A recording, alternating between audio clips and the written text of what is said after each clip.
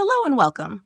Today we will talk about a man who wears white, lives in the smallest country in the world, and speaks to billions of people, the Pope. But this video is not just about religion. It is about something deeper. It is about humanity. It is about forgiveness. And it's also about you and me, how we treat each other in today's world. What can we learn from the Pope about being better humans? Let's find out together.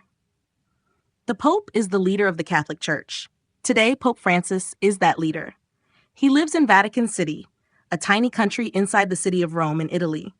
But even though the Vatican is small, the Pope's voice is heard all over the world, not only by Catholics, but also by people of many religions, and even people who don't follow any religion. Why is that? Because the Pope talks about things that matter to all of us, like love, peace, forgiveness, and helping others. Pope Francis became Pope in the year 2013. He is from Argentina and is the first Pope from Latin America. When he became Pope, he chose the name Francis to honor Saint Francis of Assisi, who was known for his love of the poor, animals, nature, and peace. From the beginning, Pope Francis wanted to be a humble leader. He doesn't live in the fancy palace. He rides in a small car. He often visits the sick, the homeless, and prisoners. He wants to be close to people who suffer. Now let's talk about humanity. What does this word mean? Humanity means being kind. It means caring for others. It means helping someone even when you get nothing in return. Pope Francis reminds us again and again, every human is important, no matter if they are rich or poor, strong or weak, young or old. He once said, "To love God and neighbor is not something abstract, but very real. It means seeing in every person the face of God."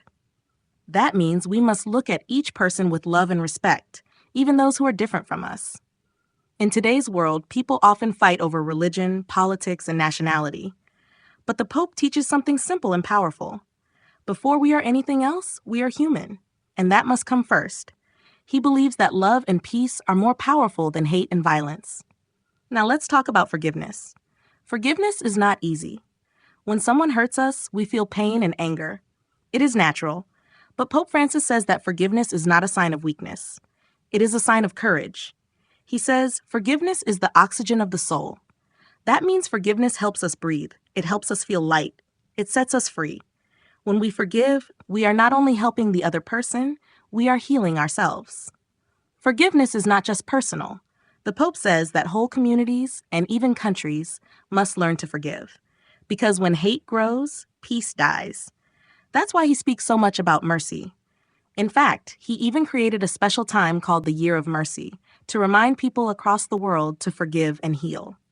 Let's look at some real stories of forgiveness. In 1981, someone tried to kill Pope John Paul II. He was shot in public, but the Pope survived.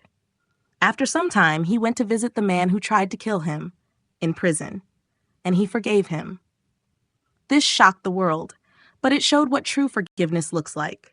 Pope Francis has also shown this spirit. He visited Rohingya refugees, people who were forced to leave their homes in Myanmar.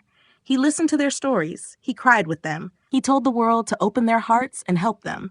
He has also met with Muslim leaders, Jewish leaders, and even atheists, not to argue, but to understand. Because forgiveness often starts with listening. So what can we learn from the Pope?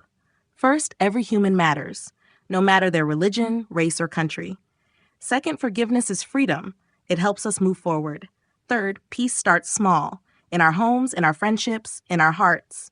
Fourth, love is not just a feeling, it is an action. It means feeding the hungry, helping the sick, standing with the poor. And finally, we must talk to those we disagree with, not to win, but to understand.